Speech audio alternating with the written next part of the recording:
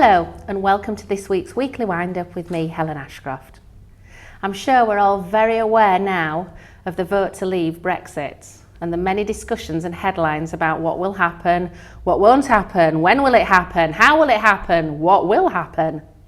So with all this hype, how does this affect the businesses in the region? And especially those that are small or new, or those people considering starting a new business. Should they just forget about it till it's all sorted out?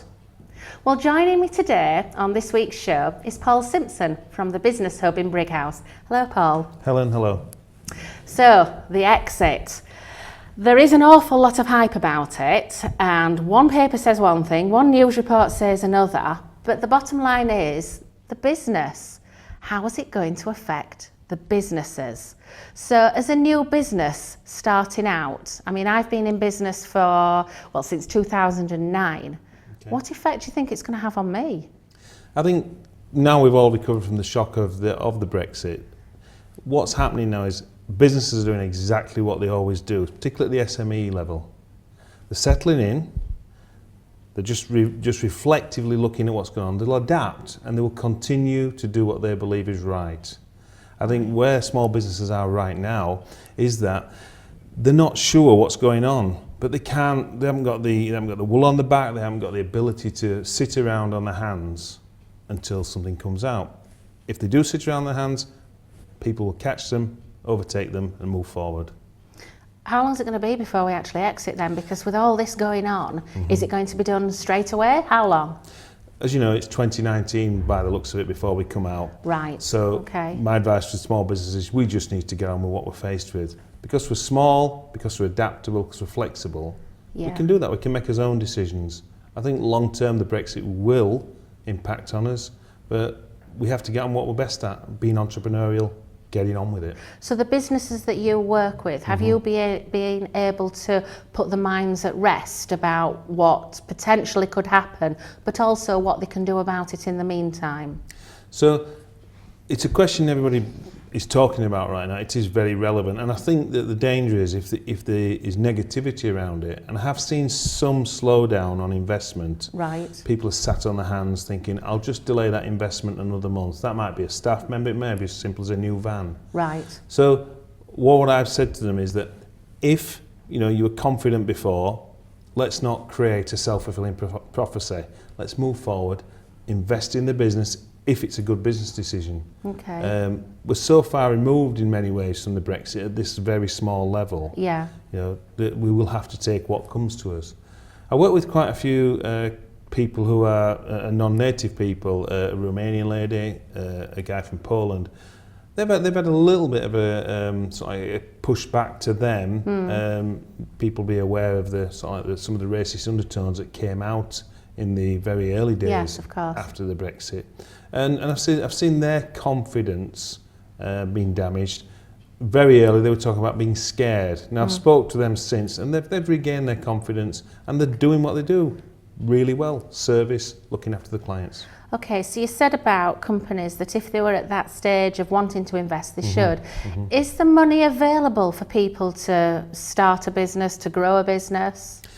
We're fortunate in the Kirklees area. There's the Working Smarter voucher. That's not specifically for starting businesses. Okay. And there's the LEP fund, the Leeds Enterprise Partnership, and that has got funding available for more established businesses. Right. Go on, sorry. Within our area, there's also, at NatWest, I believe, we've got something called Entrepreneurial Spark, which is available for businesses in Leeds who are on a start-up.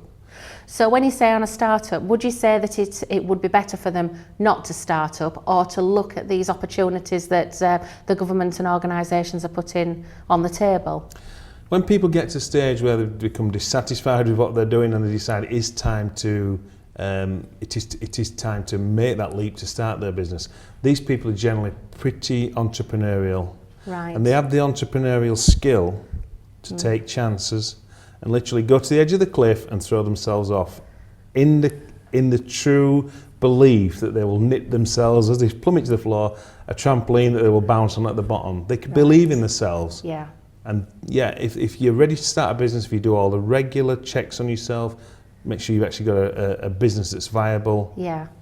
go ahead and push forward. So you're from an organisation, the Business Hub, Yeah. based in Brighouse. So you offer these sort of services.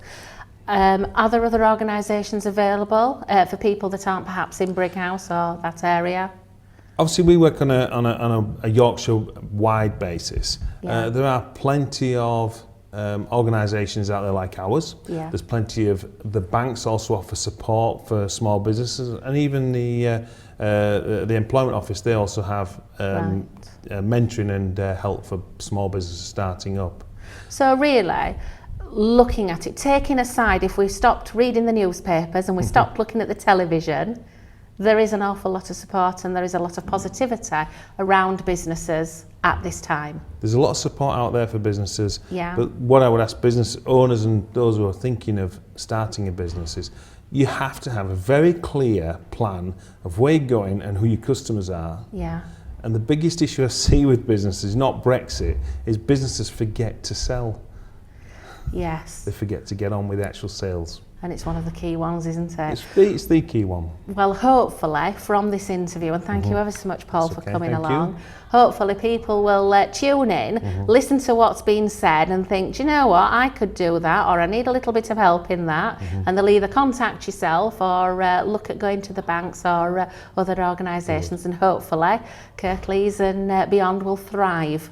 I hope so, because it's the absolute bedrock of our businesses. Yeah. And just to give you a final fact, the estimate there's £94 billion worth of businesses that run from home. That's an awful lot of turnover.